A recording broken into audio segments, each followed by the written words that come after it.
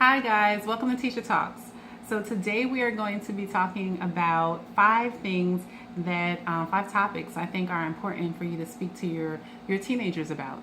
And for those of you who don't know, my husband and I have served as youth leaders for 8 years, and during that role, we coached teenagers between the ages of 12 and 19, and we also served as liaison for the parents and the teenager. We also have 5 children of our own, and 4 of them are either in the teenage years or have gone through the teenage years. So we have a 20-year-old, a 19-year-old, an 18-year-old, and a 16-year-old. We have definitely a lot of experience, and so I'm just going to share with you today 5 things that I really think are essential for you to talk to your teenagers about. Now, the first one is healthy relationships, and when I say healthy relationships, I mean both male and female relationships, and then I also mean friendships. And so you want to help your child identify what a healthy relationship looks like.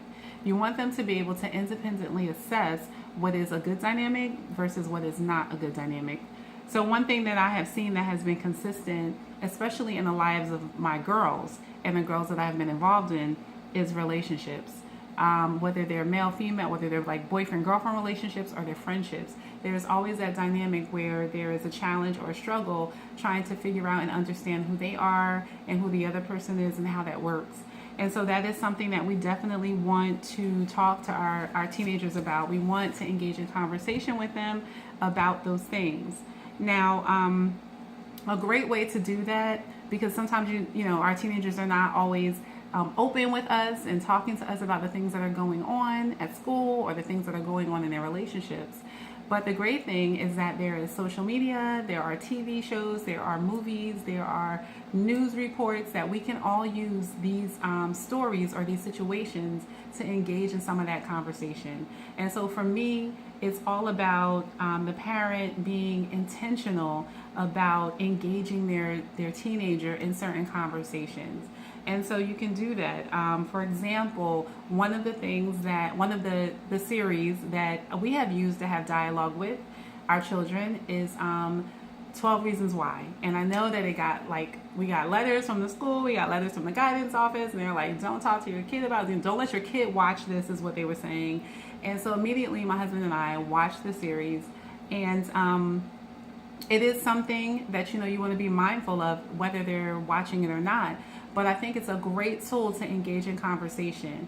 And so there's so many dynamics going on, from bullying to relationships to identity, so many things happening. It's a great tool to start conversation about, what do you think about when this happened? Do you think that was the wisest choice for her? Or how would you have handled it differently? Or what do you think went wrong here? What happened? And so you have those type of conversations to engage in the dialogue with your child. And let me just say too that these kids be watching this stuff anyway. By the time we were getting ready to sit down and talk to our teenage daughter about this movie, she had already read the book, and she got the book from the library.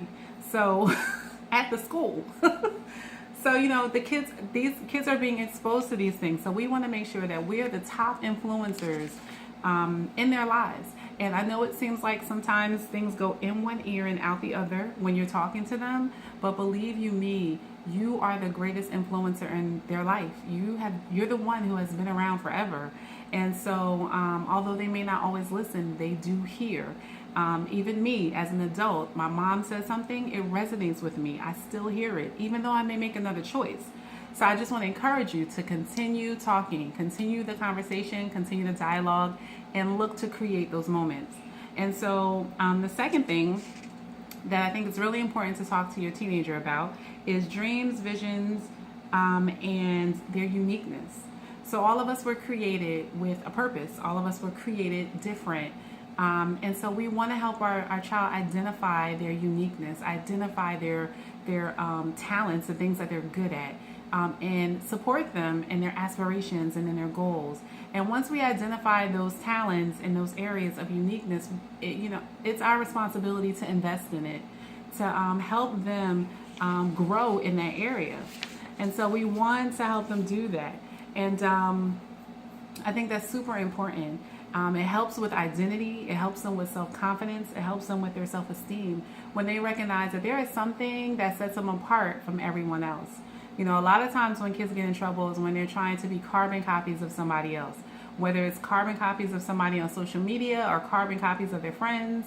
That's kind of when, you know, things start to go awry. And so we want to build up strong, independent young men and young women that are secure with who they are and okay with that, okay with being different, right? Because our differences is what set us apart.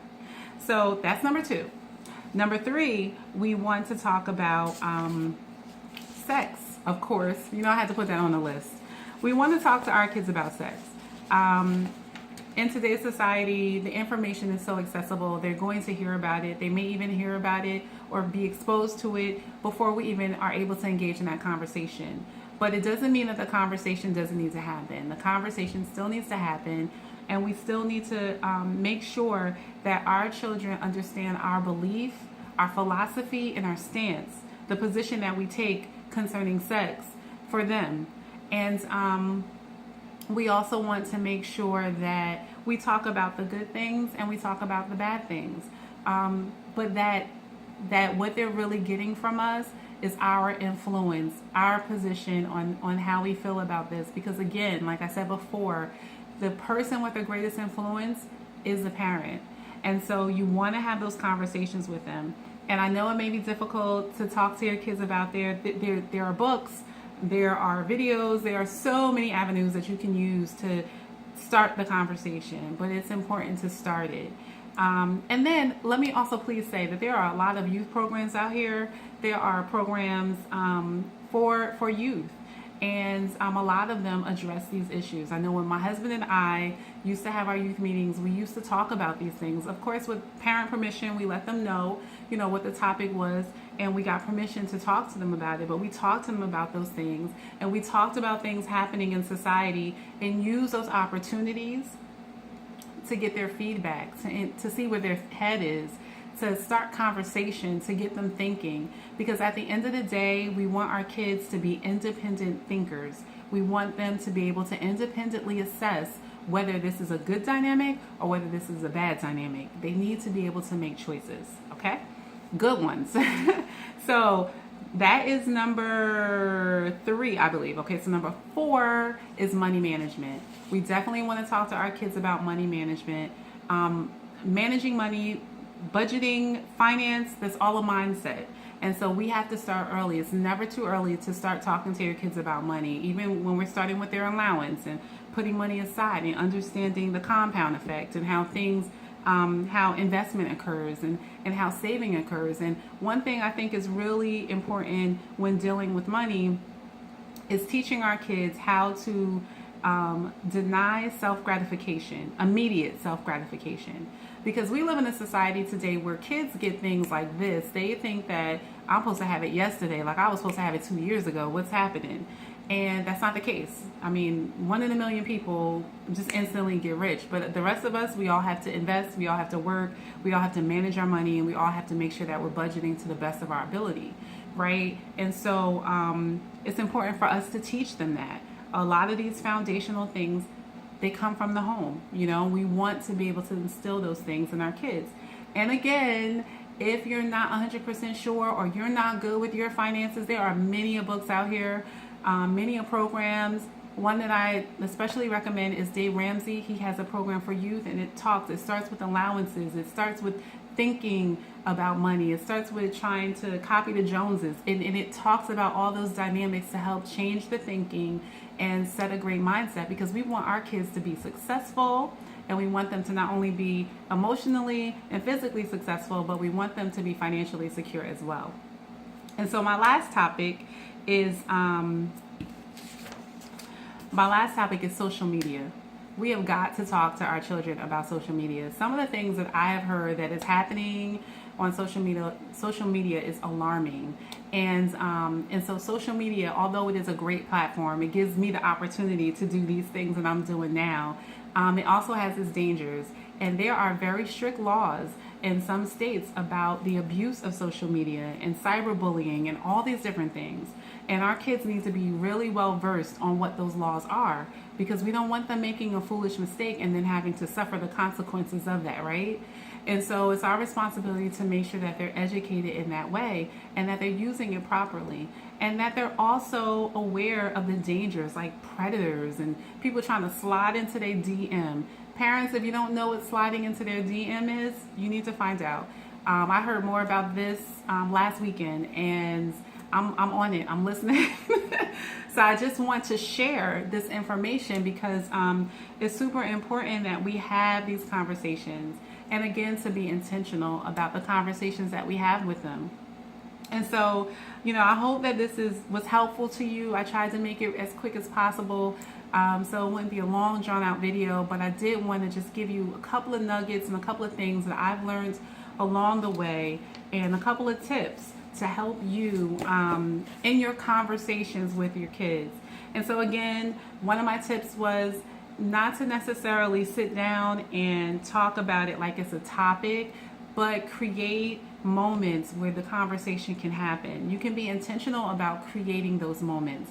And then there will be some moments that organically happen. And when they happen, again, we got to be intentional about keeping the conversation going. And so guys, I hope that this was helpful to you. Oh, I don't know if I said anything about my hair. I got a new color. If y'all noticed, I did some new stuff.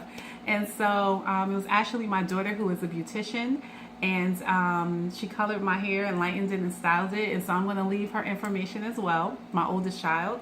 And if you guys are interested in getting a color or getting it, laid or whatever they call it now, be sure to hit her up. And so guys, as always, when passion meets purpose, great things happen. And thanks for listening, and I'll talk to you later. Bye-bye.